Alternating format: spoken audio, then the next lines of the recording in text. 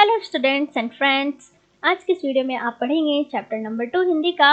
और इसमें chapter number 2 है, इनका नाम है, इस चैप्टर का नाम है बचपन। और इसमें जो लेखक है उनका नाम है कृष्णा सोबती। तो आपने इस चैप्टर को अगर रीड किया होगा तो आपको पता होगा कि इस चैप्टर में क्या बताया गया है। अगर नहीं पता तो आप यहाँ देखिए, सुनिए और वीडियो को एंड तक जरूर देखिएगा, तब आपको पूरा समझ में आएगा।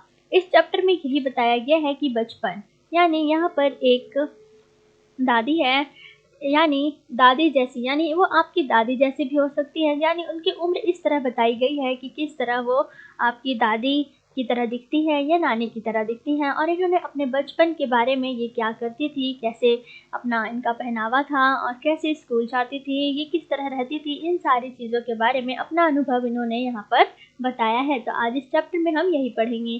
चलिए स्टार्ट करते हैं वीडियो को। और वीडियो को स्टार्ट करने से पहले फटाफट वीडियो को लाइक, शेयर एंड सब्सक्राइब कर दीजिए।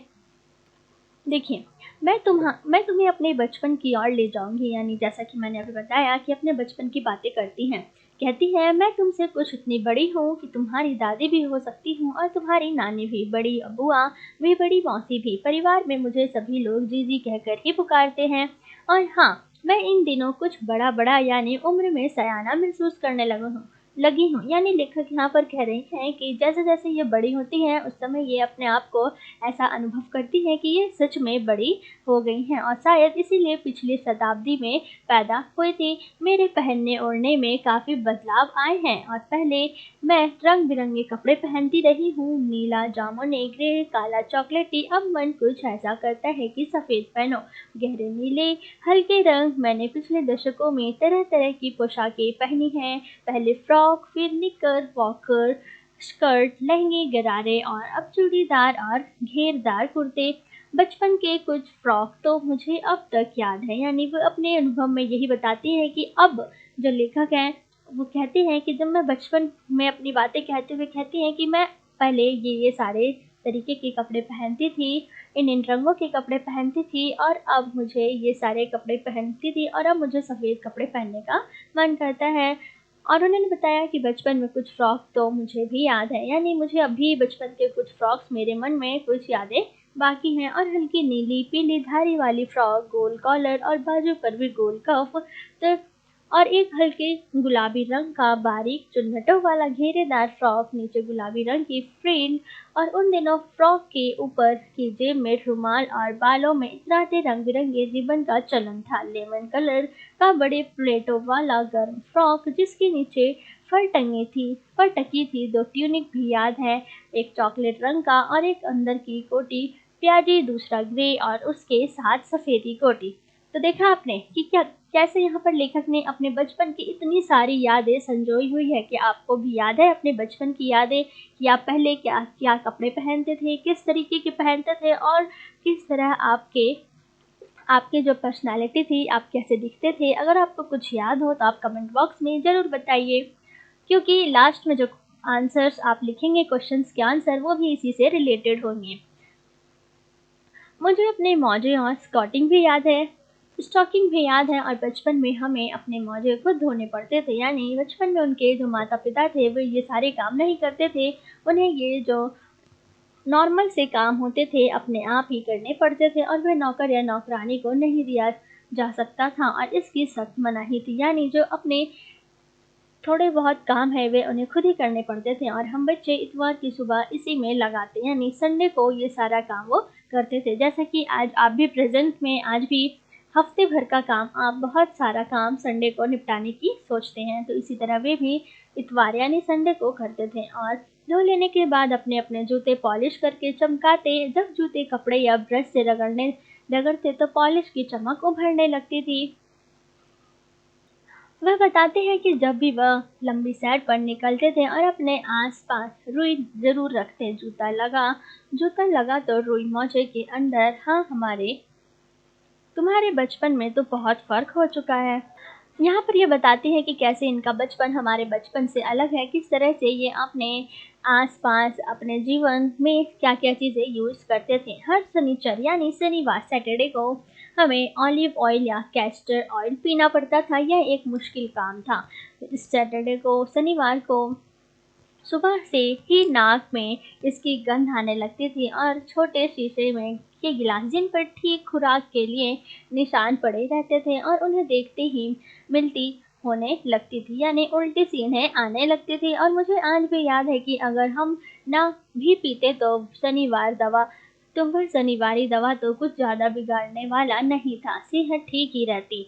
तो मैं बताऊँगी कि हमारे समय और तुम्हारे समय में कितनी दूरी हो चुकी है, यहाँ तक कि बचपन की दिलचस्पियाँ भी बदल गई हैं। यहाँ पर ये कहती हैं कि उनके बचपन का टाइम, यानी ये अपने बचपन का टाइम हमारे टाइम से कंपैरिज़न तुलना कर रही हैं और बता रही हैं कि ये अपने-अपने बचपन में उस समय क्या करते थे और ये किस तरह अलग हैं।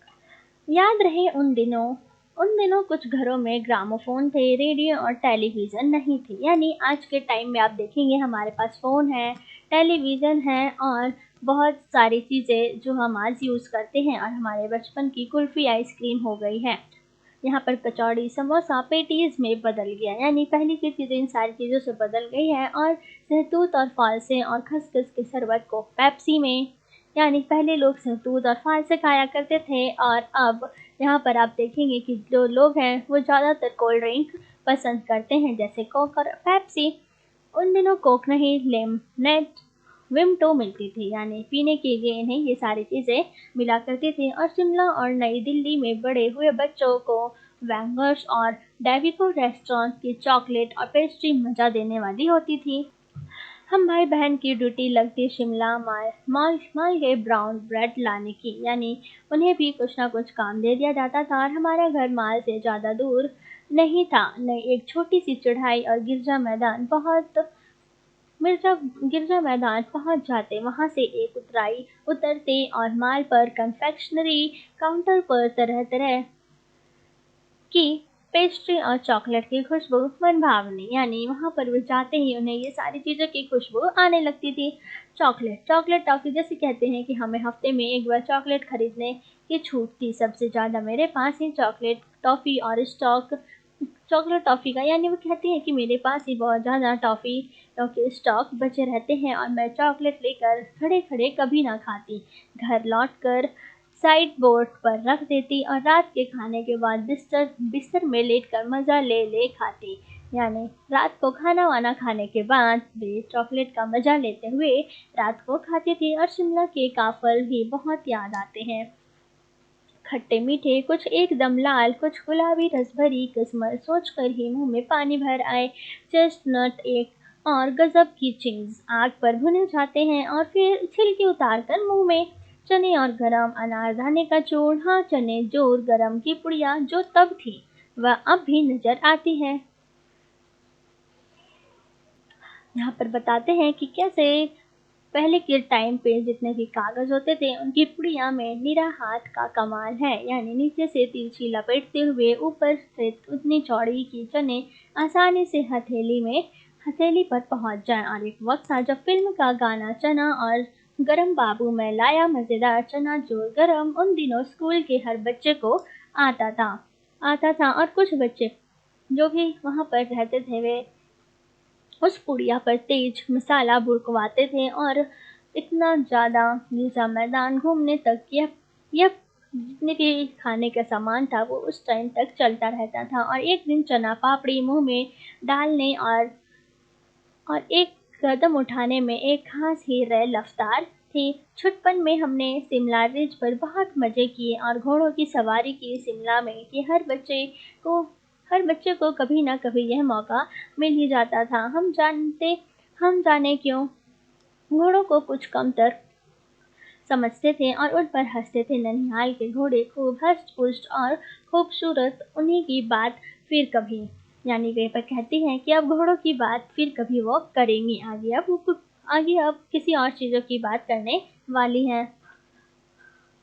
शाम को रंग बिरंगे गुब्बारे, सामने झापू का पहाड़, ऊंचा चर्च की घंटियां बजती तो दूर दूर तक उनकी गूंज फैल जाती, लगता इसके संगीत से प्रभु यीशु स्वयं कुछ कह रहे हैं। और वह सामने आकाश पर सूर्यास्त हो रहा है, गुलाबी सुनहरी धारियां नीले आसमान पर फैल रही हैं, दूर दूर फैले पहाड़ों के मुखड़े गहराने लगी और देखते देखते बत्तियां टिमटिमाने लगी। रिज पर की रौनक और कमाल की दुकानों की चमक के भी क्या कहने, स्कैंडल पॉइंट की भीड़ से उभरता कोलाहल। सर्वर स्कैंडल पॉइंट के ठीक सामने उन दिनों एक दुकान हुआ करती थी, जिसके शोरूम में शिमला कल का ट्रेन और मॉडल बना हुआ था। इसकी पटरियां, उस पर खड़ी छोटे छोटे डिब्बों वाली ट्रेन, एक और लाल टीन की छत वाला स्टेशन और सामने सिग्नल देता खंभा, थोड़ी थोड़ी दूर पर बनी सुरंगें। पिछली सदी में तेज रफ्तार वाली गाड़ी वही थी। यानी ये जो ट्रेन की बातें आपको यहाँ पर बताई गई है, वे कहते हैं कि पिछले टाइम में हमारे लिए जो सबसे तेज रफ्तार वाली गाड़ी थी वह वही थी। कभी कभी हवाई जहाज भी देखने को मिलते। दिल्ली में जब भी उनकी आवाज़ आती तो बच्चे उन्हें देखने बाहर दौड़ते और दिखता एक भारी भरकम पक्षी उड़ा जा रहा है, पंख फैलाकर, ये देखो, और वह गायब।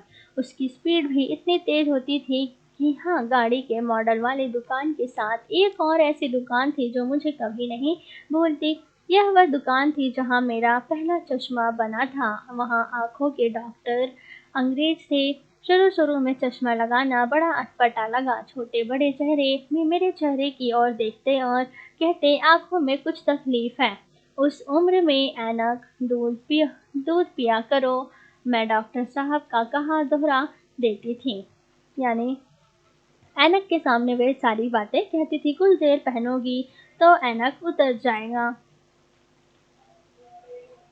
वैसे डॉक्टर साहब ने पूरा आश्वासन दिया था, लेकिन चश्मा तो अब तक नहीं उतरा। नंबर बस कम ही होता रहा। मैं अपने आप इसकी जिम्मेदार हूँ। जब आप दिन की रोशनी को छोड़कर रात में टेबल लैंप के सामने काम करेंगी तो इसके अलावा और क्या होगा। यानी दिन में जो काम आपको कर लेना चाहिए, आप रात को वो टेबल लैंप के सामने करेंगे तो आपकी आंखों की रोशनी तो जाएगी ही। इसी तरह कहती हैं वो कि इसमें भी उनकी ही गलती है, क्योंकि उनकी आंखों की रोशनी उनकी वजह से ही कम हुई है। और हाँ, जब पहली बार मैंने चश्मा लगाया तो मेरे एक चचेरे भाई ने मुझे छेड़ा, देखो देखो कैसी लग रही है। यानी उनका वहाँ पर उनके भाई द्वारा मजाक बनाया गया।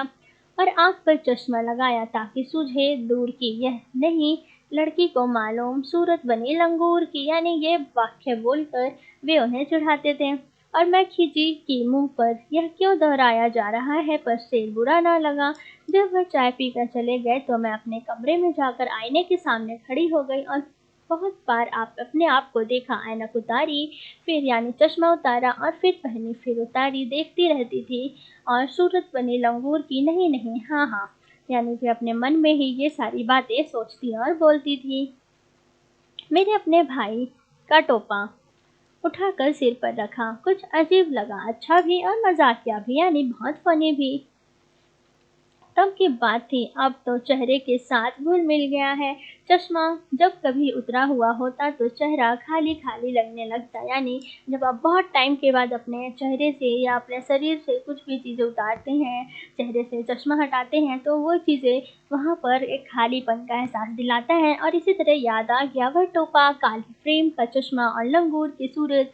हाँ, इन दिनों शिमला में मैं सिर पर टोपी लगाना पसंद करती हूँ और मैंने बहुत रंगों की जमा कर ली है। यानी जो टोपी है वो बहुत ही रंगों की जमा कर ली। कहाँ दुपट्टों का ओढ़ना और कहाँ सहज सहल सुभीते वाली हिमाचली टोपियाँ। तो इन्हें मतलब अपने दुपट्टे से भी ज़्यादा टोपियाँ अच्छी लगती थी। तो ये था आपका चैप्टर। इसमें आपने देखा कि मेन जो इम्पोर्टेंट चीज़ है इसमें, जो बचपन, जो लेखिका है कृष्णा शोभिती, वो बताती हैं कि कैसे आज का समय पहले के समय से चेंज हो गया है। और वो अपने जीवन का अनुभव बताती है कि उन्होंने क्या क्या किया है, कैसे किया है, और कैसे उनके भाई वगैरह उन्हें चिढ़ाते थे ऐनक यानी चश्मा पहनने के बाद। तो ये राइटर का नाम आप याद रखिएगा, कृष्णा शोभिती। ये था आपका फुल चैप्टर। और इसके जो क्वेश्चंस आंसर्स हैं वे बहुत ही इजी हैं। मैंने आपके ऊपर भी एक आधा डिस्कस किया, अगर आप देखेंगे तो वो भी बहुत ही इजी और अच्छे से आप कर पाएंगे। Thanks for watching this video and we will meet in next video with next chapter, third chapter. And तब तक आप इस वीडियो को सब्सक्राइब करें, लाइक एंड शेयर करना ना भूलें। Thank you, stay safe and stay happy.